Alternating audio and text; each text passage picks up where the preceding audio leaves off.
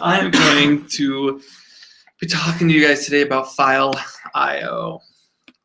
And Swift makes it super easy for file input output. So let's start up here at the beginning. So here I'm testing writing to a file.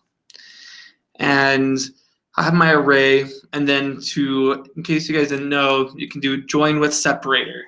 And that'll convert your array to a string with a separator in between each of the items. I didn't know that. Yeah, that's cool.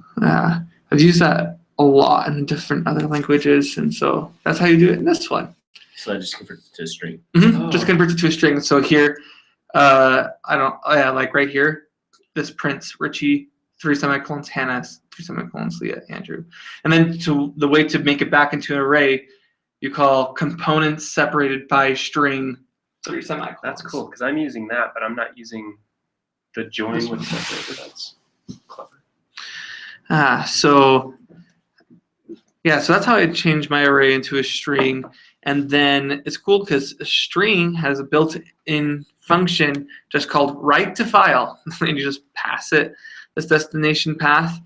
And then this atomically true, I actually don't know too much about that. Do you guys know what that atomically means? Yeah, because I thought it was automatically the entire time I was doing that when I presented on Thursday. Like when he said that, I was like, huh. So I took a closer look. It means that it will write. It's an all or nothing write. Oh. So if your app crashes in the middle of it, it won't write. It won't write the rest. Yeah.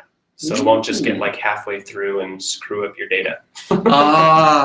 That is good to know. Yeah, you probably want that most of the time, I think. Yeah. Yeah.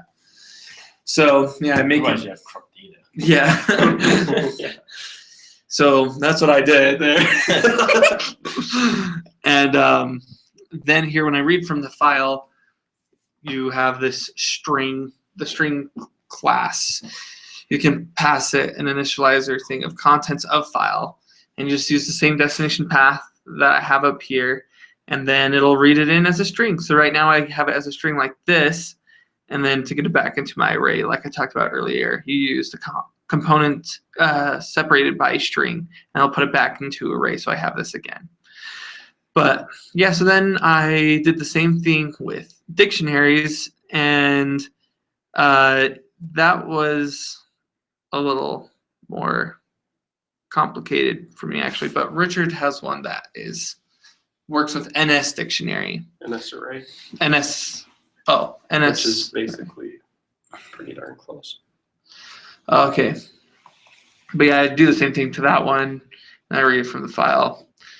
And then some of my happy paths here, I just have, here's some text, write it out to a file, and this NS file manager, default manager, I can use that file manager to call other functions like this to say, okay, does this file exist at this path? So I can check before I try writing to it. And hey, if it does exist, then let's say, okay, yeah, it exists, and then we'll read from that file. And else, if it didn't exist, then we'll say, hey, okay, well, create that file. So then I'll write to that file, and it'll create it and put the document in. And then here we're using a nasty path where I didn't give it a string for the text, which I knew that wouldn't really change anything. And sure enough, it just writes a blank file. And then this one, I included everything but the file name in my destination path. So instead of the file name here on the end, I just have it, okay, read or write from the desktop folder. And it gets mad at me and it says, the file desktop couldn't be opened because you don't have permissions to view it. And then this one, I tried it with an empty destination path, and it says the item couldn't be saved because the file name blank is invalid. And then here I make it take a nil, and it gets unhappy when I forced a nil in it. This will all compile, but when you run it, you'll never get past this point. So I had to comment it all out. But then we get down here, and this is where you would set a chmod on a file. So I created a file, can't read, and in the chmod, And actually I deleted all the files, so I can't show you it, but you just make a file and then just don't give anyone read permissions. I just put like just no one had read permissions, and you get the error. The file can't read.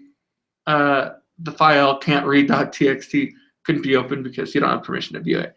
And I'm curious to see if you guys get the same thing as me, because when I did it, that no one should have write permissions, and root was the owner. I was still able to write to a file as Richie Fitzgerald. So I'll be curious to see if it happens to you guys Do you too. think? Well, do you think it's because you had write permissions to? No, I had zero. I did chmod 000. No one had ch own root, so nobody had permissions for reading, writing, or executing on any of the levels, and the owner was root, and I still wrote to the file. But do you guys have any questions about any of this, or? No, I think it's pretty straightforward. Okay.